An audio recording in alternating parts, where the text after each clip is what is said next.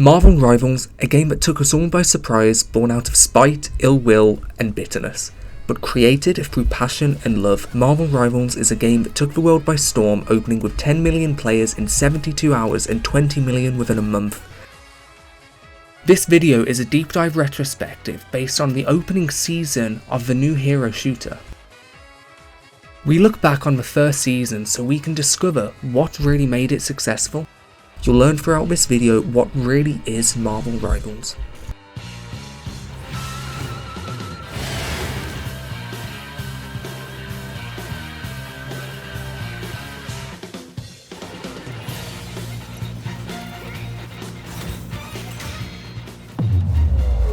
I will break this video down into 5 components. We have the introduction/context, the presentation and art, a deep gameplay dive, the developers, and monetization. So now let's talk about everything behind Marvel Rivals. The community knows what to expect from a hero shooter. We've been accustomed to Overwatch for years now. As it transitioned into an open, free-to-play, more marketable game, it's left its players feeling shallow. Rivals understands this and gives players what it craves. Players know what to expect in a hero shooter and they're given it and more. So in this segment we'll start with a question: what made Marvel Rivals so special from the beginning? Let me start by saying Rivals is not an entirely original game, which is one of its core strengths. In a time in media where everything now is derivative or a remake, we rarely see something feel original or fresh. I feel Rivals taps into both aspects here. NetEase is taking a dying game like Overwatch and a dying genre like hero shooters and brought it back using Marvel's IP. The inspiration by Overwatch is noticeable immediately, but Rivals expands on everything the genre has tried to do for a very long time. There are many similarities to both games, and justifiable ones too. I will mention a few throughout this video, but if you've spotted any more, let me know below. To me, I feel Rivals has travelled back in time to 2016 and brought a fresh copy of Overwatch, then did a little mixing with some comic books, and here we are. Rivals feels fresh and new despite us being familiar with the genre for years. It capitalises on the dying market and doubles down on efforts when the community was pointing fingers. Sheer passion has made Marvel Rivals, passionate devs wanting to pay homage to a beloved genre and beloved heroes, and let me say, and that Rivals will leave its mark on the genre forever. With such a massive success, it is bound to change the way devs and fans see the genre alike, and Overwatch did this back in 2016. It's not just important in the eyes of Overwatch or hero shooters, but it's important to live service games in general. You'll learn throughout the video how Rivals tackles this in a way that stands out, and it takes a huge bite out of the genre, which requires special flair and effort. It makes it shine and is bound to influence much more in the future.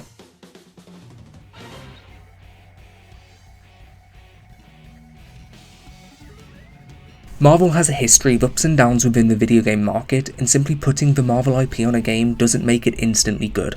We've got titles like Marvel's Avengers, Guardians of the Galaxy, and Midnight Suns, just to name a few commercial flops recently. Rivals stands out since it really feels like comic characters are brought to life, keeping its comic essence, its colourful charm, without the dominating sense of realism or the MCU influence like in most Marvel games recently. Making a realistic game based on comic book characters is not a bad thing, and there has been many successful entries in the past for DC and Marvel. We have quite a few to look forward to in the future as well. Looking back at Marvel vs Capcom over the years, you can notice the MCU's influence with each title as it gradually leans to the realism direction and style. While this isn't necessarily a bad thing, I feel it did lose what made it special during its experimental realism stage.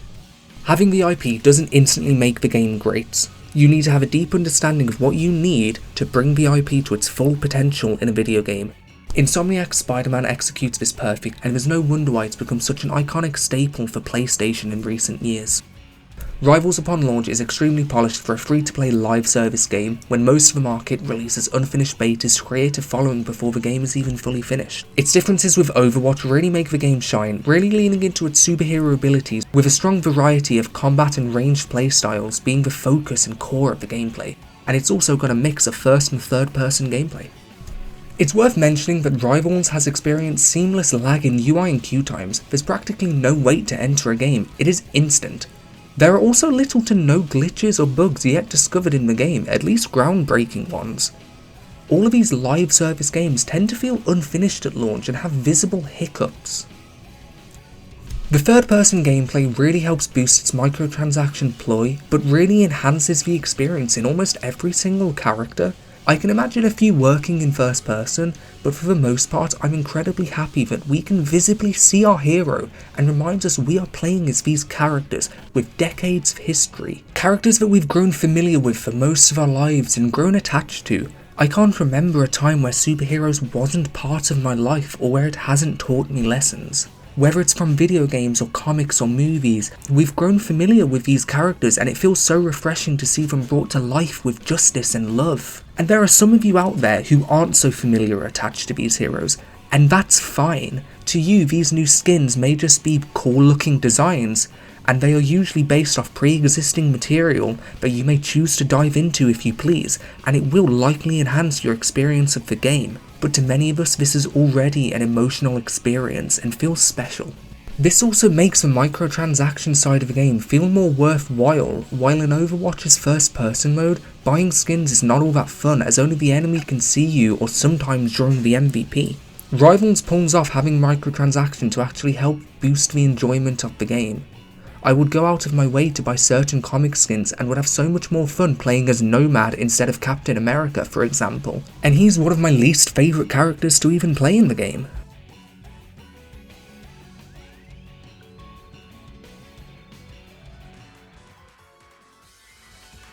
Rivals ultimately proved you can last in a fatigued live service market different enough from Overwatch, which likely means we can expect it to stay after its massive launch.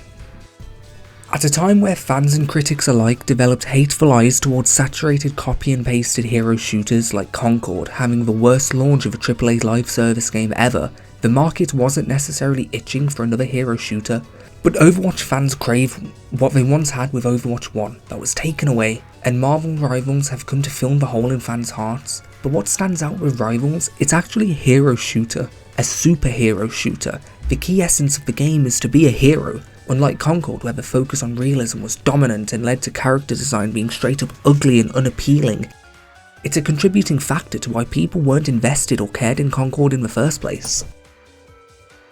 Its first trailers and impressions were soft, whereas Rivals embraced its comic origins and focused on detailed character designs and hand-drawn comic art styles, leading a strong first impression. You can see the difference between Concord and Rivals is as different as night and day. The Overwatch and Blizzard team have done themselves zero favours to fans and themselves with how they lean into Overwatch 2. Blizzard have entered a low point and Rivals takes advantage of that. At one point, Overwatch became a gaming cultural phenomenon and in its early days created a huge mass cult following and even won Game of the Year, a feat no other live service multiplayer game has ever achieved. Fans have been itching for a good hero shooter ever since Blizzard dug their grave. Fans were pushed aside, feeling unappreciated and disrespected for their loyalty. Rivals came at the best possible time, capitalising on the market's downfall in the genre at a time where hero shooters were becoming increasingly stale. Once we open the game and hop into the menu, we are greeted with some amazing animation and cool art, immediately introducing you to a few of these new heroes. Now this is a live service game and will likely change often, so I will try to avoid components of the game that are likely subject to change, but I would only hope they continue greeting us with more badass views of our favourite heroes. But you'll notice they're all new takes on the heroes we know and love. They all have original character designs, and once we enter the hero selection screen, we are averted to a comic themed 3D pop-up of our hero. Marvel Rivals manages to create new looks for each hero, reminiscent of the countless that came before. The characters are so vibrant and have awesome cartoony hand-drawn art with flick lines, demonstrating the characters standing out in the environment. The maps are detailed and interactive and well, pretty. Even in the menu with the pop-ups that follow your cursor, and upon in further inspection, even the eyes of the hero stare into your soul. Each little detail is rich. The bold hand-drawn cel-shaded art style was made with passion and a deep love for these heroes. Marvel goes back longer than anyone currently alive. We all have in some way, shape or form heard of Marvel at some point in our lives. Many of us got infatuated with either the movies, the shows, the comics or the games, and yet Rivals still shows that these heroes are fresh and feel brand new just upon a glance. You can really feel that the heroes here take the decades of years before it as inspiration and combines them all into one being, with the store allowing even further skins and customization, only expanding the detail and satisfaction. but I'll talk more about that later. The game is so full of life, even the voice actors are perfect for their role and even have a history of voicing superheroes. At launch we have 33 characters to choose from and they all look as good as each other. NetEase does a brilliant job at introducing us to these characters, and upon further inspection to a select hero, we are greeted with a small scene exploding the character in our face. We even have little information on the character to really help you understand their roles, their abilities, what customization they have, the lore of the hero, a progression system for the hero, and a difficulty rating. I've got to tell you, for a free-to-play game, this is extremely impressive. We get very in-depth tutorials on each hero's moves and abilities and suggested combos, so there isn't a need to watch 5 YouTube video tutorials for the basics of the game. The devs really thought ahead with the longevity of the game, and it only improves on the quality of life. Each hero has years of history behind it, and you can go and read the plethora of source material for this game if you haven't. It really makes your love for these heroes deeper, and many of you will already relate. If you don't know who these heroes are, there is a brief description of the lore of each hero. I won't show them all in this video, it will be long enough as it is. But honestly, it's optional and not necessary to enjoy the game, but it will absolutely boost your experience having the sentimental attachment to these characters. I would love to see new skins be added to the store, like an Old Man Logan skin for Wolverine. It's possibly my favourite comic book ever and would feel so badass to play as. There are rewards for every individual hero that can be earned by completing challenges while playing as them. It's honestly well thought through and deep without seeming overwhelming. There's no flashing colours or pop-ups in your face. It's all there, waiting for you to explore on your own time. It's worth mentioning that the heroes take inspiration from all previous sources of Marvel and stick to a more stereotypical superhero vibe, in the sense that the women are very feminine and the men are very masculine. I personally don't like this aspect in media and tend to choose for less sexual cosmetics. I think a hero should look intimidating and have a sense of aura and power than just having jiggle physics. But nevertheless, the execution of what they tried to do is still top notch, and despite my personal opinion on the subject, I'm still in love with every hero in the game. The execution and passion that went into these designs is noticeable. Rivals also provides your personal career stats for you to track your progress. This includes the best stats and total stats of all heroes and the time played, being able to filter casual or competitive play, as well as each season. Also have a theatre mode where you can re-watch recent and saved games that you're proud of. We have worldwide leaderboards and hidden achievements spread throughout each hero with rewards for your hard work. These career stats are really fleshed out and feel natural and easy to navigate. In the hero selection screen, whoever you hover over will show them in a badass pose, immediately introducing you to the character, showing you who and what they are. All without saying a word. Clicking on them gives you further introduction to their personality in the game, again without saying a word. It reminds me of the original Sonic the Hedgehog. There wasn't a single line of dialogue in that game, yet you can visibly see Sonic's snarky attitude. The animations are sick and feels like a comic strip brought to life. The way the MVP animations seamlessly transition from an awesome piece of art into a beautifully hand-drawn 2D art is perfect. You can see the passion that went into each stroke, and reminds you that there was real love and passion put into this easily missed, underappreciated 2-second animation.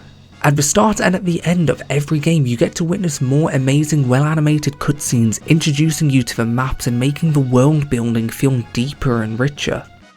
Marvel Rivals has 9 maps in total, 2 in Yggdrasil, 3 in Tokyo 2099, 2 in Wakanda, 1 in Hydra Base and another in the symbiote home Clintar. The maps are divided and limited into 4 core game modes that are the bread and butter of this game.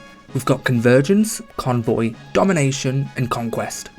Competitive mode also expands on Convoy and Convergence, being double the game length. It's not the largest, most impressive map roster on release, yet it gets the job done. It even surprises you at pivotal moments in a game where the map changes its field, forcing players to change position and change strategy. This is most noticeable in Hydra Base. There are moving pillars which incentivizes players to assess and adapt to new structures and adds a layer of depth ready for you to utilize to change your attack strategy or as a defensive maneuver. This is another example of the game feeling fresh, as it's not a complete rush to the objective. Many lanes open and close throughout the map and create new vantage points progressively. Such as convoy maps, this is Rival's largest game mode, which is a simple push the payload to the point. The game progresses through a map like Yiggsguard, Wakanda, Tokyo 2099 and Clintar. Let's focus on Tokyo 2099. Spider Islands. Its Japanese garden-esque city is a low-key peaceful map compared to its convergence mode counterpart Shin Shibuya. This map's ambience feels true to Japanese culture, with trees, temples, destructible buildings in a neo-futuristic setting. Spider Islands has several lines of sight that is useful for stopping the convoy. As you progress through the map, you are introduced to new similar locations, further deepening the ambience and tone of the map. It has impressive destructible temples that creates room for faster battle and increases the difficulty for the attacking side. Another worth mentioning is Yggdrasil Path in Asgard. Filled with large-scale Asgardian statues and grand buildings, the outdoor setting makes this a great choice for flying heroes to make a real impact in the game, and its vast options of buildings throughout the course you progress offers a wide range of vantage points and alleyways to attack from. Rivals has a great balance in maps where it's not so simple, it's repetitive and boring, yet it's not so convoluted and busy. The Wakandan maps are all just beautiful, and I could take a long time going into detail of each one, but I'll decide to focus on one domination map. Like all domination maps in this game, after you capture one objective you gain a point for your team and you move on to the next location within the map. The intergalactic Empire of Wakanda burn into T'Challa. Much like all other Wakandan maps, its striking visuals take away your focus immediately, filled with lush waters, grand statues and Wakandan spaceships. But what's unique here is how you can only attack the objective from one side, as it's on the edge of the map. This makes most of the fighting happen away from the objective, as the point is an open playing field and can easily be ambushed alone in an unobstructed area. This enforces that players must work together to gain the advantage. This really enforces the team aspect of the game, since you literally cannot take on a group alone. The most exciting gameplay is when all 6 opponents from each team battles it out here. The high stakes gameplay is the peak of competitive fire, and maximum focus is required to win here. This is why people play hero shooters. This is the reason why we love this genre. The high stakes team based action where each player can feel proud they did their part, and this map really flourishes that aspect. Rivals also has an arcade game mode that takes us back to Tokyo 2099 with a new map exclusive to this 6v6 respawn mode. The objective is simple. The first team that gets to 50 kills wins. The final map I wish to discuss is Clintar. As a convergence mode, you capture a point and then push a payload for the rest of the game. It is a nice mix of the other two modes and can feel refreshing. Clintar is special due to its large scope and interactivity. There's not any destructible objects here, but you can interact with small blobs around the map that can be used as bridges or elevators or even a wall. Simply attack these blobs to use it. This adds an extra layer of depth to the world and allows you to imagine what else can be possible in the future of Rivals. On top of this, the map is aesthetically pleasing with a large amount of open and hideaway locations, making it difficult to really stay in one location, and encourages you to explore new areas much like the rest of the maps on the Rivals roster. Each map consists of vantage points and flank points, and the main objective, whether that be pushing a slug or capturing point, maps are interactive and to our surprise, destructible. A lot of walls and entire buildings can be demolished, allowing players to create their own line of sight. I mean, even the smallest of destruction is possible. This can be used competitively and to gain advantage. It's always fun watching buildings and games collapse, and on the other side there's some enemies waiting to die. I particularly love this in Tokyo 2099. Each map has its own unique ambience and vibe, some interactive characters too. You can reach further out and explore the surrounding areas of the map.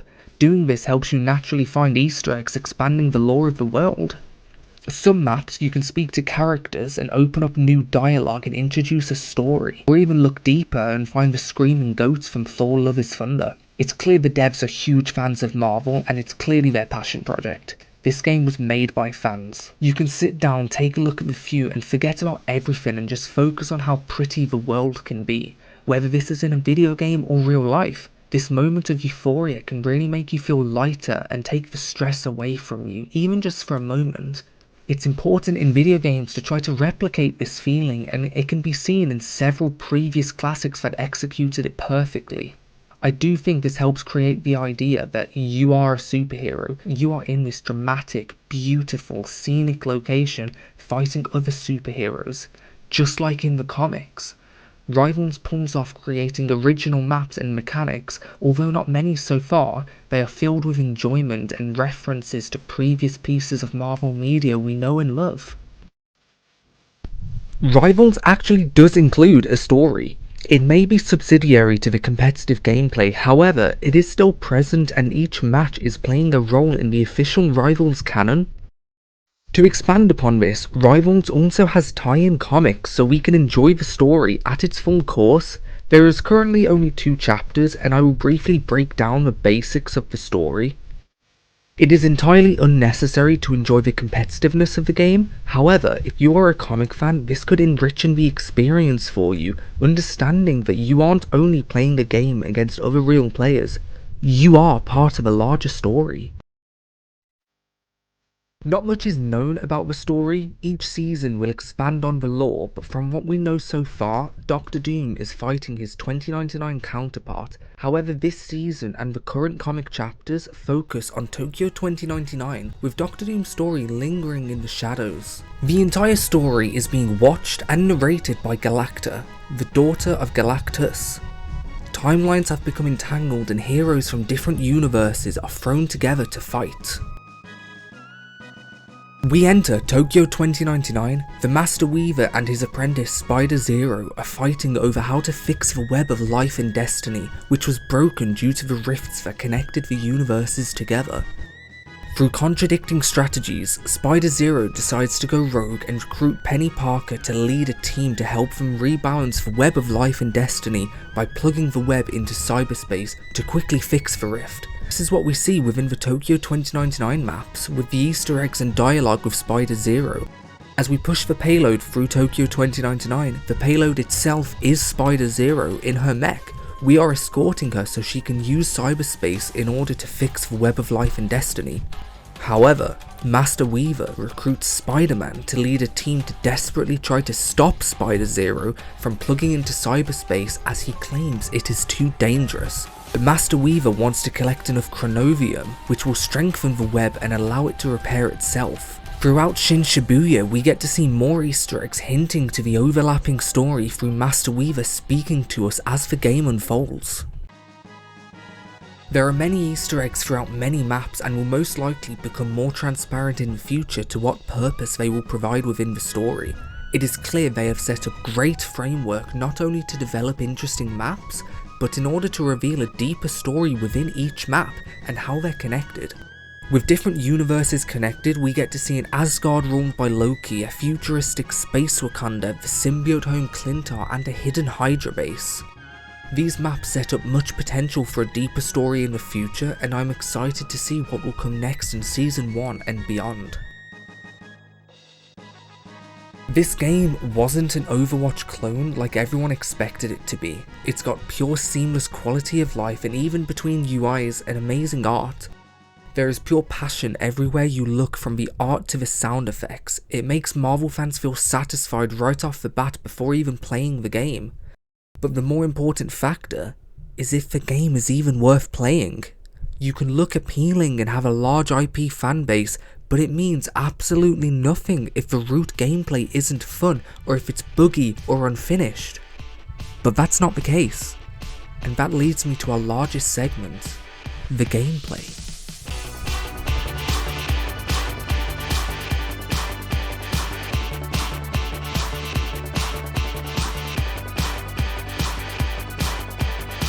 This will be the largest segment of this video. Here we will dive into each character's abilities in depth and the team-up abilities that coincide with. This segment is general gameplay knowledge, and if you'd like to skip ahead to the next segment, skip to the time on the screen now. Marvel Rivals is a complex game with a lot of interesting mechanics, but its root gameplay is a 6v6 shooter where each player plays a different role: damage, a support, and a tank, but here they're called Vanguard, Duelist, and Strategist. One would easily come to the conclusion that the most optimal team would be 2 of each class, but that's where the fun starts in this game. You and your friends can choose anybody, whether it's 6 supports healing each other, or if you want to play on hard mode and use all damage heroes. This game is designed to be played competitively as a team working together to beat the enemy, but you can do it in any way and any strategy. At its root, it's extremely simple and easy to pick up. However, much like Overwatch, it's hard to master. Hero shooters are a saturated, ramped market, but Marvel Rivals tend to stand out for good reasons. You can easily put a popular IP to an average title and gain an instant following. Let's be honest, being able to play as your favourite heroes is why we all levitated towards this game in the first place, yet it's the quality of life and unique, interesting gameplay mechanics is why we stay. Feels like 2016 Overwatch, where we're all here simply having fun with bright, colourful, chaotic gameplay, but this time using characters we've grown familiar with for a long time. Marvel Rivals has a large scale of playable characters to choose from, but what makes this decision harder is how everybody is so different. For a game that's clearly inspired by Overwatch, its mechanics are pretty fun and is an absolute blast to play. First, you have the tankier heroes or the vanguards like Bruce Banner, Captain America, Doctor Strange, Groot, Magneto, Penny Parker, Thor, and Venom. The primary role of these characters is often to lead the path and take damage and focus away from your team members so they can counteract. Tanks often have a high health and deal moderate damage, useful to allow your duelist to breathe and plan a flank. The Hulk is like an expansion of D.Va. He can transform not twice but 3 times, one as Bruce Banner where he has a stun and a pistol, the other as the Hulk where he can smash into enemies, thunderclap from afar, shoot a temporary projectile that stuns until they take damage. You can charge your jump and grab onto walls to execute a bigger jump before Hulk smashing into the ground. He can use a shield on himself and nearby allies that absorb damage and charges his final form. Beast Hulk works similarly to regular Hulk, but with 1500 HP and increased damage to all of his moves. He also has an ultimate ability where he grabs the enemy and pounds them into the ground. Penny Parker never has to reload her primary fire, and shooting slow moving projectiles dealing average damage. She can also shoot webs that tie up enemies, or can shoot onto obstructions that can be used to hide her mines or grapple towards. Her mines can stack and deal damage to multiple enemies at once. Penny can place a spider nest that covers the nearby area in webs, with spiders attacking the enemies within the area. She can also shoot webs to expand the affected area. Penny can run up walls and using her ultimate can spider sweep, dealing massive impact damage or place mines across the field. As Cap, you can charge forward, deflecting all attacks and even enemy ultimate, shooting back at them with your shield. He can punch twice and throw his shield 4 times, ricocheting off nearby enemies. He can also sprint for an indefinite amount of time with no limit. While sprinting, he can jump extremely high and can slam down onto enemies like a superhero. The ultimate charges your power, health and movement speed, as well as nearby teammates. Doctor Strange has a shield big enough to protect your entire team. He can even make a portal anywhere across the map. You can make some sneaky flanks and use Doctor Strange as an integral role in a strategy. I've never seen this in a shooter since Splitgate, or even in games in general since the Portal games. If you know any other games that uses this mechanic, please let me know, I want to play it. His ultimate even stops time and forces your soul out of your body while you're sat there watching your own death. He shoots bursts of projectiles that charges his dark energy, which he can use to unleash in one big blast. He cannot be healed when he's reached his maximum dark energy. Groot is straight up on his own side quests, playing Minecraft and building walls. These walls can be used strategically to block enemy lines as your team progresses forward, and can even damage opponents and heal yourself. Smaller characters like Rocket and Jeff can even jump on Groot's back and attack with him, or using his ultimate can force all enemies into one singular position, making clearer shots for allies. His arms reach to mid-range and deal a big punch of damage. Groot also throws a bomb of spores that explodes off into smaller spores, all with a whopping 850 health, the highest in the entire game. Magneto is a more straightforward character. He can shoot enemies to mid-range while bubble shielding himself and teammates, absorbing damage. He can open a moderately wide shield to protect himself and his team. He can summon a 20-foot metal meteor, which he throws at you, and can charge it to deal extra damage. And is very useful to pushing into enemy lines. Thor is an interesting character. He has these god orbs, which you'll see like Mantis later. Thor has these god orbs which he uses to charge his abilities. This can be used so he could fly in a certain direction, he can throw his hammer far range, or he can summon lightning to charge his abilities and awaken a more powerful temporary state where he deals massive damage. His ultimate charges a godly attack which smites the ground below him, dealing a large amount of damage over the area. Thor for a Vanguard has a lot of mobility, and he can even summon a large bubble that slows all enemies that are inside. Lastly of the Vanguards, we have Venom, a big monster coming to eat your face. He might be swinging in the sky, crawling up walls, charging down at you from above, or maybe you look at the ground and see a suspicious black puddle moving towards you. When Venom is coming your way, you run. As is with all the Vanguard heroes, they're so tanky in health and have such rich mechanics, it's very hard to counter in a 1v1 and requires teamwork, but that's where the game really shines. Next, we have a vast selection of duelists. Somehow still finding a way to stay fresh at each choice, most players will likely choose a duelist, and you'll often end up losing the game because nobody wanted to play strategist or Vanguard. But this is not that kind of game. You need a well-balanced team of players who understand their roles and can suit each other's playstyles, including the duelist. Duelists are primarily high-risk, high-reward style of play, low in health but high in damage output. Players tend to levitate to this role due to being a more traditional shooter role and is an important part of the team. While Vanguards pave the way and lead, duelists are responsible to ensure eliminations and apply pressure. Duelists have the largest roster in the entire game at launch, with a staggering 18 heroes to choose from.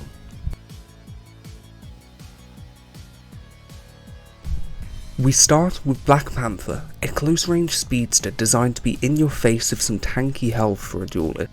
He can attack with his kitty cat claws and throw spears at long range. Enemies that are hit receives a mark that when dashed through, he regains his dash again and again and again.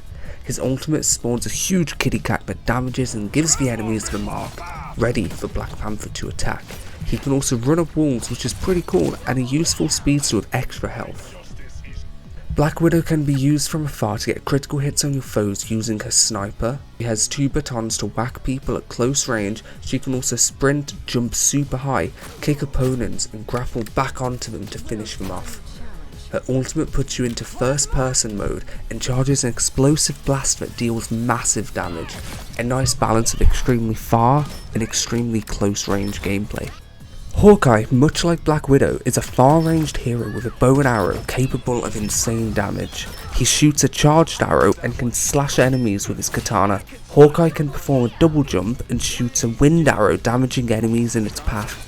He also attacks using an after image of enemies only he and themselves can see. Hela, the goddess of death, will slowly shoot heavy hitting spikes into your skull, or can charge a burst of shots that explode over time. She can throw a stun ball at enemies, and all opponents she kills actually explodes and deals damage to other enemies. Hela's ultimate transforms her into a 1000 HP goddess in the sky, dealing insane explosive damage with every hit. Iron Fist is arguably my most hated hero. A barrage of punches comes your way, and on the 5th punch knocking you back, can block all incoming damage and follows with significantly more damage for a short amount of time. Punching enemies will lower the block cooldown. He can triple jump, run along walls, forward dash with a kick. He can enter meditation, healing his health and granting bonus health. His ultimate increases the power of all of his moves and decreases the cooldowns too. One of the more unique heroes is Iron Man. Flying high in the sky, a good Iron Man can change the game. Simply the need to look up and away from the pack to shoot at Iron Man is enough to obtain the advantage for your team. He is a useful hero if used correctly, and can be a great distraction. He can fly indefinitely and speeds his thrusters into enemies and blast missiles below. He can upgrade his suit, which powers up all regular attacks and can fire missiles. He also shoots a large-scale AoE blast at enemies, dealing high damage as his ultimate.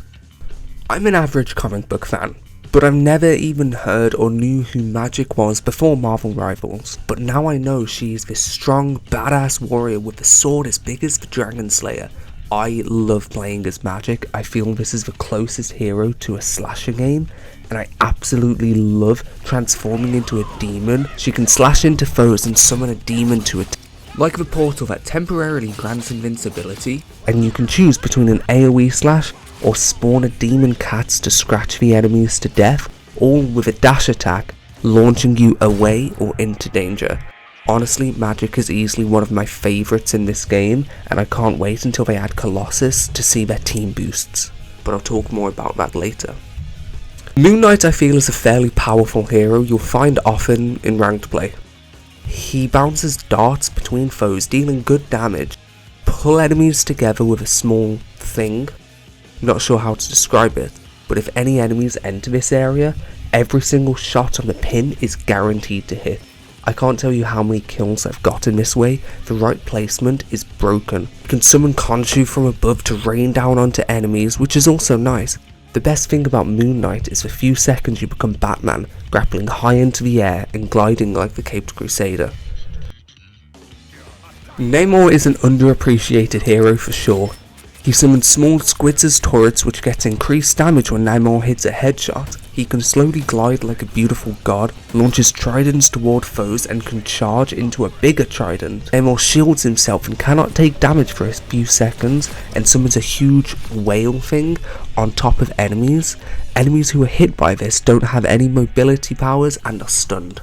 I find myself using Namor a lot on defense. His turrets are extremely helpful, he has high damage output. And look at him, I want to get all up in that. Psylocke can turn invisible, sneak around the map. Her primary shoots bursts of shurikens that lower the cooldown of her abilities and can dash in any direction useful for damage output or mobility. Her ultimate makes an area of effect that attacks enemies within range with massive amounts of damage. She is one of the more difficult heroes to play and shows some interesting abilities. Scarlet Witch is a simple, easy to use hero, but so overpowered. Much like Moira, she doesn't even have the need to aim. Simply look toward the opponent and they die again and again and again. Going almost invisible is used to escape a tough fight or to gain high vantage points or sneak behind foes without being spotted easily. She can fire explosive missiles, giving her some range. As if she isn't powerful already, she explodes herself like Vegeta, obliterating everything in her path. I've had some of the most fun using Squirrel Girl, and that was unexpected. Using a projectile slingshot, exploding enemies, much like Junkrat. Bouncing high in the air, dodging attacks, much like Junkrat. A fast reload move, and throwing giant acorns, imprisoning them, leaving them open to a sweet quick death, and launching a tsunami of squirrels toward the foe, clearing the objective or off the map, is quite useful. But it is clear to see the inspiration for some of these heroes, some clearer than others. Nevertheless, Squirrel Girl is really fun. Star-Lord has dual-wield machine pistols that rapidly destroy your health. Also, while flying with his rocket propulsion boots, he has a barrage of area of effect gunfire and a really cool dodge.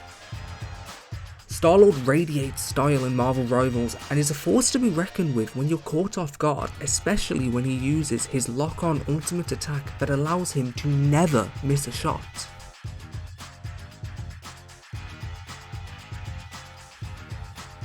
I found that Storm is one of the underappreciated heroes in the game and takes a while to get used to. But I can say, after learning how to play her, she is one of my go-to characters. You can deal lightning or wind attacks, you can unleash lightning bolts slowing the enemies while boosting her own speed, switching weather grants speed and damage bonuses and transforms into a hurricane dealing damage to nearby enemies. She has a move which boosts the area around her. Whether it's speed, you and your teammates will attack faster and move faster. If it's lightning, any enemies within the zone periodically get damaged over time, while Storm herself is already slashing them. The Punisher is the closest thing we have to a guns blazing war hero reminiscent of Gears of War. using his rifle at mid to far range and a shotgun blasting enemies up close. He has extremely reliable weapons and is a mix of Soldier 76 and Bastion from Overwatch. Nevertheless, he may be a more traditional or basic hero, but he is still a fun hero to use. His smoke grenades help blind enemy sight and gain vantage points using his zip lines. His damage output while using his ultimate is insane and deals massive damage to the tankiest of heroes. Whether mixed in the pack or hanging back with his turret, he is an easy to use and effective hero. I found the Winter Soldier quite hard to use at first, but after some time he is extremely powerful when used right, shooting enemies and damaging those around him too, charging a powerful mid-range attack, dashing forward and hooking enemies up close. Now his ultimate ability, he leaps high in the sky and smashes down onto enemies. Those hits will leave a mark and will have lowered health and die when the health goes past a certain threshold. When this happens, the Winter Soldier recharges his arm for another use, again and again and again, until no more enemies are left standing. We have the friendly neighbourhood Spider-Man, and he is a joy to swing around the map with. A very fast in-your-face flank hero that combos his way, evading all attacks with style. My favourite feature is how his Spidey sense is used to notify where enemies are near. Spider-Man can shoot 5 webs as range attacks or indefinitely punch up close. If he punches an enemy then uses his web grapple attack, he will launch himself toward the enemy, landing another hit, and being able to combo with his mega punch attack. However, using this web grapple without hitting the enemy first will pull them towards you, and can be used strategically to pull enemies off the map itself. His ultimate is fairly basic, a widespread powerful AoE web blast attack. Finally, we have the Wolverine. He unleashes a fire howl which lowers any incoming damage, unleashes dashing claw attacks, and can leap towards enemies, taking them away. This can be used from behind to pull the enemy tanks away from their healers and into your team to get an easy kill, or simply off the map. He has some very nice passive abilities. The more he gets damage, the more his Berserker Rage builds and boosts the damage of his claw strikes, and bonus health from his other passive, his iconic healing factor, that lets him shield up as he is about to die. This takes a while to recharge. What's most unique about Wolverine is how his mechanics actually work. Wolverine deals percentage based damage, meaning the more health the enemy has, the more damage he deals, making him a primary hunter for tanks. The more focus Wolverine has, he deals higher damage. He is possibly one of, if not the hardest hero to master. His ultimate launches enemies up into the air and slashes them down. Finally, we have the support role, the strategists or healers, only 7 available upon release, but they are all different from the last. Strategists are the lifeblood of the team and often pushed aside by casual players due to being a more laid-back support role. Strategists often have the responsibility of mass healing the team and boosting them when possible. They are usually the first hero that's targeted in an intense game. High-ranked players understand that a good strategist can turn average duelists and vanguards into great ones. A good strategist will always make sure any teammates are full health at any given moment and sometimes revive fallen players. Some strategists also heal less than others and some are just overpowered. Rivals has a good range of strategists, so let's dive into them to finish off this segment. Adam Warlock launches quantum energy to foes and grants a soul bond to nearby allies that heals over time and distributes damage. Also targets healing energy into teammates or himself. Charging quantum energy unleashes near one-shot kills and is quite the powerhouse in a 1v1. Adam has a very unique passive ability that allows him to enter his soul after dying and revives himself at any chosen time and place. On top of reviving himself, he awakens the karma of fallen allies and revives all of them at one time, giving your team a second try at breaking enemy lines or holding your position. Next, we have a dynamic duo in the Marvel worlds. It's an extremely original take of a support role. What's better than one hero? 2 heroes, and that's exactly what Cloak and Dagger is. Cloak's abilities specialise in masking allies temporarily, shooting a wall of darkness, blinding enemies' sights past 5 feet, and his regular attack is a soul-sucking beam, much like Scarlet Witch. Dagger is a rather strong healer I find myself using quite often, due to every move being a mass healing move, summoning a dome of passive healing, shooting a wall of light, healing enemies it passes, and the regular attacks heal allies it hits and damages foes. I think the ultimate ability is best of both heroes out into one attack, combining both Cloak and Dagger into dashes, healing your team, damaging enemies along the path it makes, and lasts for a substantial period of time. This is used quite well during overtime. Unleashing this streak of darkness across the payload deters foes from coming close and can be used to win the game without killing a single player if done correctly. We have Loki, the god of mischief, who's here to bamboozle your enemy. Loki can make 3 clones of himself and use them as turrets as an extension of himself, while he can also swap bodies with them at will. This can be useful when escaping difficult situation or to take advantage back, or to advance back and forth past enemy lines. Loki also has bonus melee damage when attacking from behind, which is a nice feature that encourages you to take advantage of his teleportation and flank when needed. Remember, Loki is a strategist and primarily used to heal allies with his basic attack, but also damages enemies. This is a fairly repeated pattern across all strategists. The biggest trick of all is his ultimate ability. If used correctly, this is a potential game changer. Loki has the ability to steal an opponent's hero and transform into a full power version of that hero with their ultimate ability fully charged. Transforming into an opposing Jeff and munching on enemies is so satisfying, or to transform back into Loki and feel satisfied. Luna Snow shoots ice shards at enemies or heals allies, and she can shoot chunks of ice that freeze enemies for a few seconds. She can change her primary ability to water, where she can damage enemies and heal opponents and herself with a single shot. Luna can put marks on teammates that boost their healing and heals over time whenever Luna herself heals. Luna has great mobility where she can ice skate, and using her ultimate gives her increased speed or increased healing that you can swap between that boosts a large area for your team around you for 10 seconds. Mantis's abilities are dependent on the life orb she has and gains over time. Similar to Thor, using them lets her heal teammates over time and they can stack. Mantis can send enemies to sleep and can only be woken if they are dealt damage. She can give herself or teammates a damage boost and passively heals over time when she uses a life orb. She can give herself or teammates a damage boost, and when Mantis hits a critical shot, she gains a new life orb. Her ultimate starts an area of effect, heal and speed boost for all teammates and can use all abilities at the same time. Jeff is an adorable monster who is relatively easy to use. He can swim underground, but splashes water onto teammates that heal them rapidly, also while shooting bubbles that do the same thing. He only has one damage ability, that is water shards that are spit out onto enemies. His ultimate creates a huge whirlpool, and any teammates or enemies that get stuck inside get swallowed by Jeff whole, to then he can throw them off the map. Rocket Raccoon can shoot a bouncing ball that heals allies that it crosses. Rocket has a machine gun dealing little damage, but he can dash into any direction and can dash up to twice at a time. He can also run across walls and place small machines that revives the next dying teammate, and gives an armor pack and armor boots that let you jump really high. His ultimate allows him to boost all nearby teammates' damage output exponentially. I think we all look forward to the heroes that could be introduced in the future. I just hope they keep making original mechanics for each new hero, as it will add even more depth to the game. I personally would love to see Vision, Colossus, Cyborg or Ant-Man. Rivals has special pairings of heroes that offer unique and game-changing abilities that give you a great advantage toward opponents. Across all 33 heroes, there are 16 team-up abilities that include multiple heroes each time. These all typically follow a theme, such as Loki, Thor and Hela, who are all part of a family and revolve around Norse mythology. When Thor or Loki dies in battle, if Hela kills an opponent, both Thor and Loki will be revived.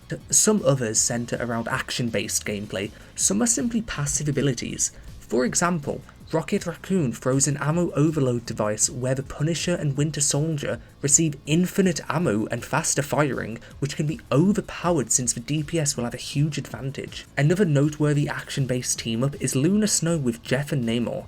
Luna Snow infuses Namor and Jeff with ice energy, empowering their abilities with enhanced ice power, meaning in practicality, Namor received a third turret of which shoots ice shards that slows enemies and has an area of effect dealing damage, and adds ice element to Jeff's range attacks, temporarily slowing the targets. Another noteworthy team-up are the Guardians of the Galaxy, and I don't mean Rocket or Jeff being able to jump on Groot's back, which is very fun. I'm referring to Adam Warlock with Star-Lord and Mantis. The passive ability, grants Mantis and Star-Lord to use Adam's cocoon ability, which allows them to revive themselves upon death, another formidable trio. Some others are less game-changing abilities and centre more around fun and faster combat. For example, Hulk can throw Wolverine across the map. Magic can grant Psylocke and Black Panther her Limbo Portal. Scarlet Witch infuses Magneto with her powers and he obtains a long-range slash attack. Spider-Man grants Squirrel Girl a web attack that stuns enemies. Thor enables Storm and Captain America to charge their attacks with lightning. Cloak and Dagger grants Moon Knight an ability to turn invisible for a period of time. Hawkeye can enable Black Widow to spot and damage enemies with his Afterimage ability. Penny and Spider-Man can gain symbiote abilities from Venom. Iron Fist allows Luna Snow to explode an ice ring around herself that heals allies and damages enemies. And finally, Bruce Banner infuses gamma radiation, boosting attacks from Doctor Strange and Iron Man. The team-up abilities are the most unique part of the gameplay in Marvel Rivals, and executes it in such a way that hero shooters have never done before. This adds a refreshing element to the game that really makes it feel new, and adds an extra layer of depth to the gameplay. So it's not just shoot, kill, heal, shoot, kill, heal. It really enhances the enjoyment of the game. It lets you discover new abilities, and in the future when new characters get added, there will be new team-up abilities. And it's only going to add more depth and layers to the game in the future. If Rivals continues on this track, I can see this game being a huge staple in the industry. Here you will learn who are NetEase, why are they fighting Blizzard, and what can we expect from them in the future.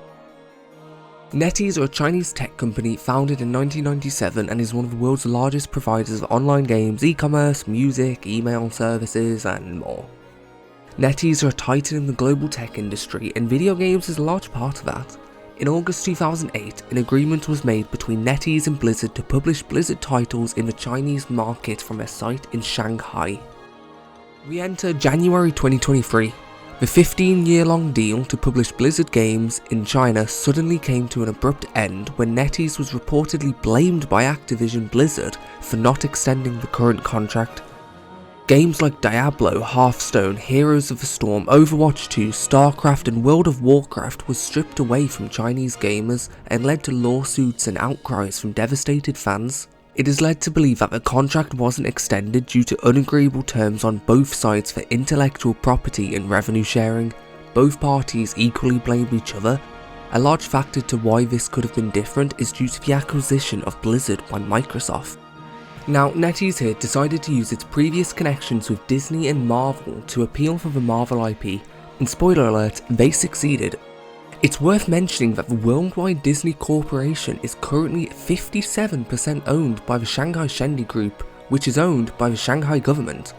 With connections to NetEase and their headquarters in Shanghai, reaching this agreement was quick and easy for NetEase since they have a history of using Marvel's IP in the past for several mobile games and have built a relationship with Marvel and Disney through Marvel Champions, Marvel Super War and Marvel Duel, all free-to-play mobile games. We fast forward 14 months later to March 27, 2024.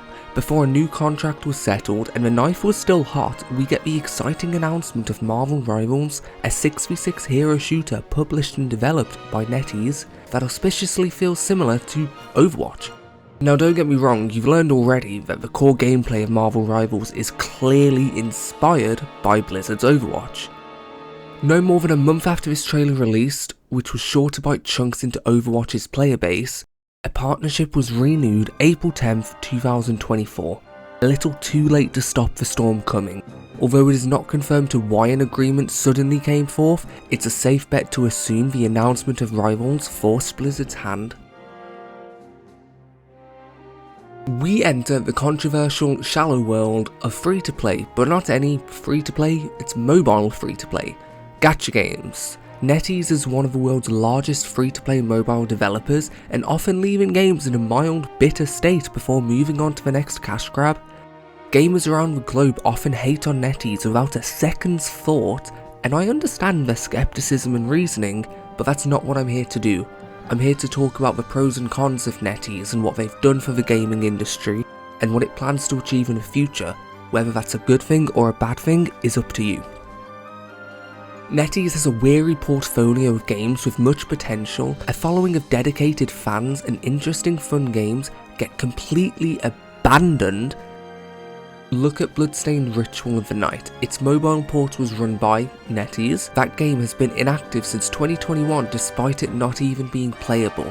I mean literally unplayable. You cannot load it, yet you can still buy it. Even when it did release back in 2020, it had missing content. The fans of these games feel entirely let down, and with their newest game being Marvel Rivals and Destiny Rising, fans are justifiably untrusting and skeptical of NetEase. However, we do also have a strong first impression of Rivals so far. NetEase, remember, are publishers as well as developers, and I didn't know what kind of team they've been building up in recent years until I did research for this video. Let me briefly tell you about a few of their most decorated acquired devs. First, we'll talk about Pinnacle. Reading from NetEase's own website, they've established Pinnacle, a new game studio part of its NetEase Games division. Its representative director and president is Ryotaro Ichimura, mostly known for his work as the producer for Dragon Quest. Dragon Quest is probably my most favourite series of all times and is a hidden legend in gaming history. I won't dive too deep, maybe in a future video, but Dragon Quest practically invented console role-playing games and kept pushing the bounds of what video games could be. Ichimura worked on Dragon Quest 8 and 9 for the PS2 and 3DS, which are universally loved by fans. This alone is enough for me to be interested in NetEase Games division and what they would release in the future. Next we have Nagoshi Studio, another massive Japanese name, but if you aren't aware who this man is, he's responsible for bringing the world gems like Super Monkey Ball and the Yakuza series. Probably my second favourite series of all time, and I would love to be able to talk about that in the future. You should really play those games if you haven't already. The next name you may have heard of is Quantum Dream, a French developer known for making Heavy Rain, Beyond Two Souls, Detroit Become Human, another major asset to NetEase Games division. We have another new company called Splice, which has developers from behemoths such as Grand Theft Auto, Call of Duty, The Sims, Rocket League, and Red Dead Redemption. We have Jar of Sparks, founded by a lead developer of Halo 4, 5, Infinite and Destiny, another studio called Bullet Farm led by the award winner David Vonderhaar, the lead director of Treyarch responsible for the entire Black Ops series. NetEase even bought a minority stake in Rebel Wolves. It's just a small new game studio founded in 2022 by the director of Witcher 3 and Cyberpunk 2077. This list only gets better and better. Little did we know that NetEase possibly has the biggest hidden potential than any other publishers out there right now. They have so many shining gems working under them on their own projects, and I'm so excited to see what they have in store. Now, I am glazing NetEase subsidiaries right now for how great they are and what their passion has given us. Remember that NetEase does have an awful history of abandoning video games. It's also not uncommon for talented gaming devs to branch off into their own studio and just not have it hit the same as it did before and have it crash down, especially in the current industry. It's scary for a lot of fans and developers, and hearing this news is sure to ring some alarms in people's heads. I'm not sure exactly how I feel, but I do know they have heaps of potential and every chance to mess it up. Here in this article, we see former Blizzard boss is not particularly captivated by Marvel Rivals as the fans were. Why am I telling you what a single former employee thinks of Rivals? Well, it's because Mike Ybarra was former president of the company during the time that NetEase published Overwatch in China for Blizzard, and he worked closely with NetEase for years. He has now gone on the forefront in attacking NetEase for its similarities to Overwatch in a now deleted Twitter post comparing Rivals and Overwatch to the Light of Motoram and Horizon Zero Dawn, which is a much more blatant ripoff. He uses as an example Black Widow being a ripoff of Widowmaker. Unaware, Black Widow was popular for 49 years longer than Widowmaker was ever made.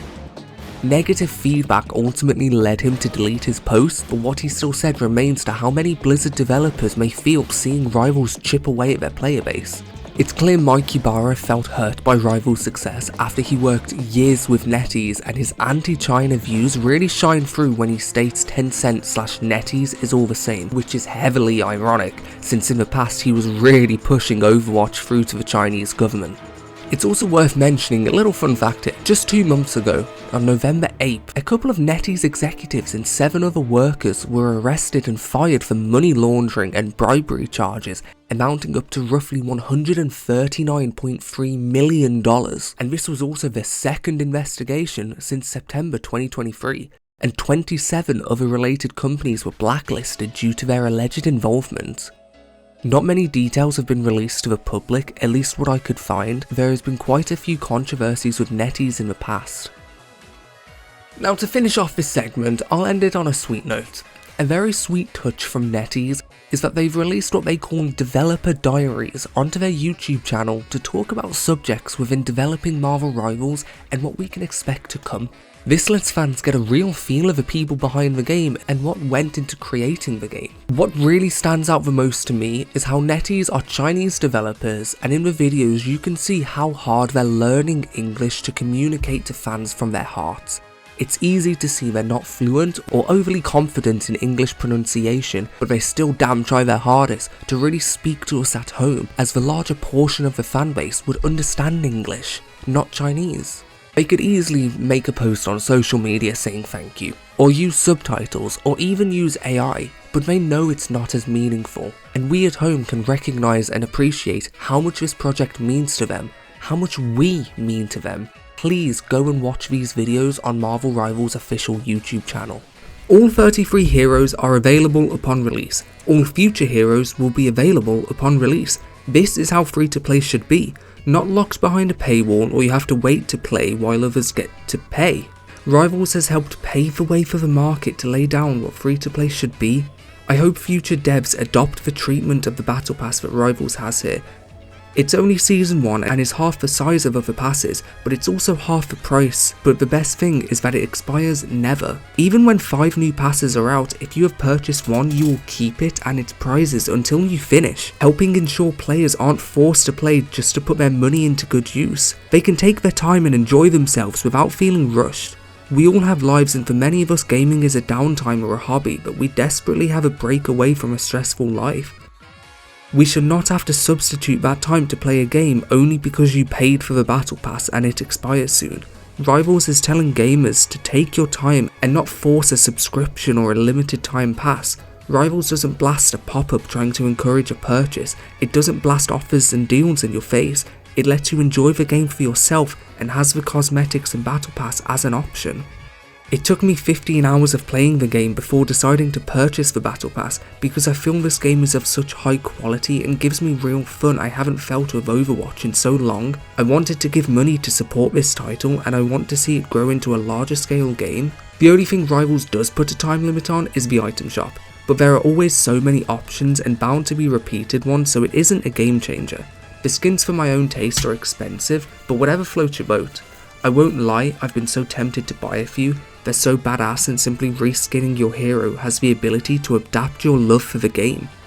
The most important aspect of these cosmetics is that you can actually see the character. Overwatch is first person and you can't even see the skins you're selling a kidney for. This simple change is very effective and makes me want to play as my favourite adaptations of these heroes. Having a game of this scale become so successful is a step forward in the industry, and I hope to see other live service games adopt this mindset.